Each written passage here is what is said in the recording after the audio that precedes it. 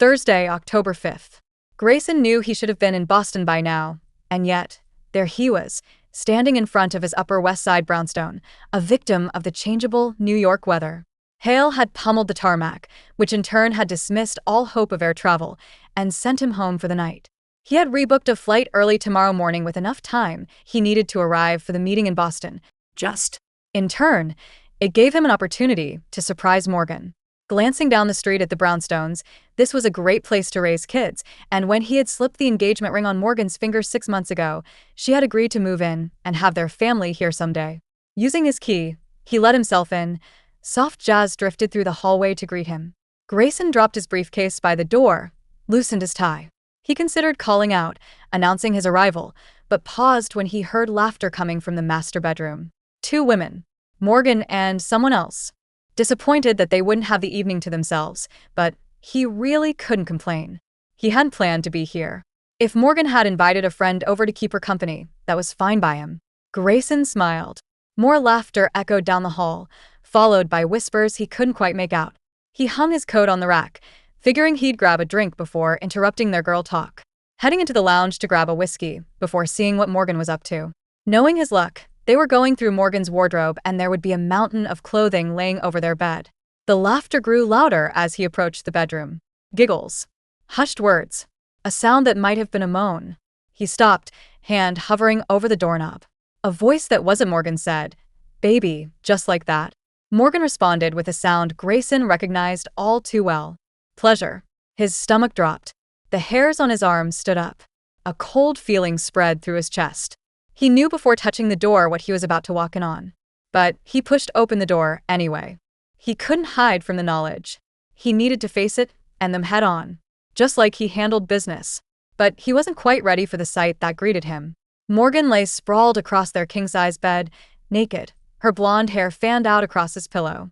On top of her was a brunette woman, equally naked, the fingers of one hand tangled in Morgan's hair.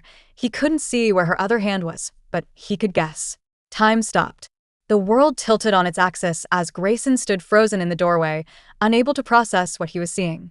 He'd known, sure, even prepared himself for it, but seeing it was something else. Then Morgan looked up as if sensing him, her eyes widening with shock. "Grayson." She scrambled out from under the other woman, grabbing for the sheet. "You're supposed to be in Boston." The brunette sat up, making no effort to cover herself, a smirk playing at her lips. Grayson recognized her. Tina. His sister Emma's friend. The one he'd meet at his sister's engagement party. Flight got canceled. His voice sounded distant, like it belonged to someone else. Hail. Morgan pulled the sheet up to her chin. "Baby, I can explain." Tina laughed, a short, sharp sound. "Can you really?" Grayson stepped into the room. The jazz still played from the stereo system in the corner of the room, which explained why they hadn't heard him come in. He hadn't tried to be quiet because he hadn't realized what she had been hiding from him.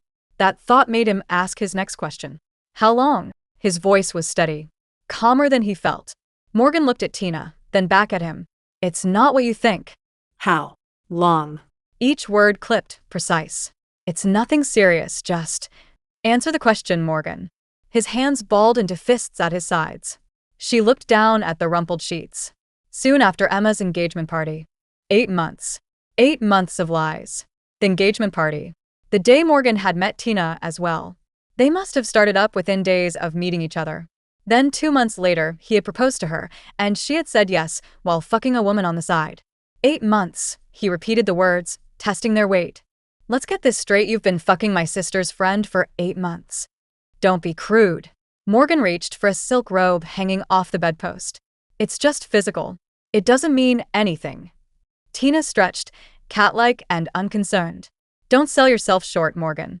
It means something to me." Clearly unconcerned about being caught out.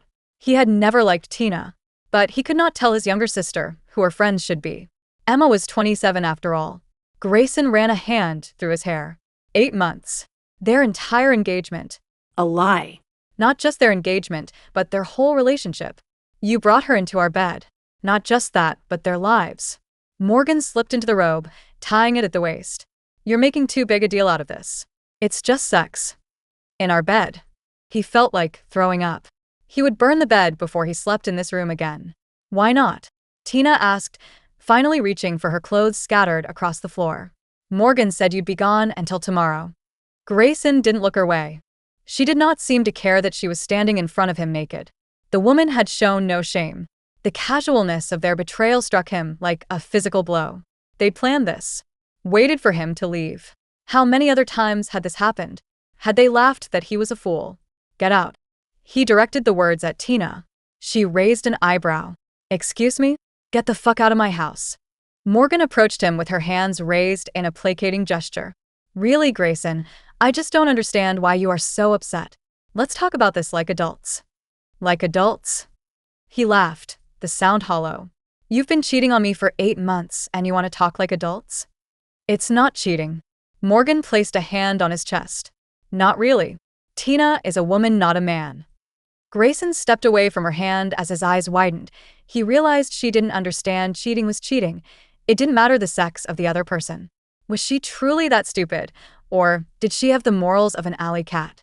This was not someone he wanted raising his kids, let alone in his life. If he thought he was in shock before, her next words made everything even worse. We could invite you to join us sometime. You might like it. Isn't it every man's dream to have 2 women at once?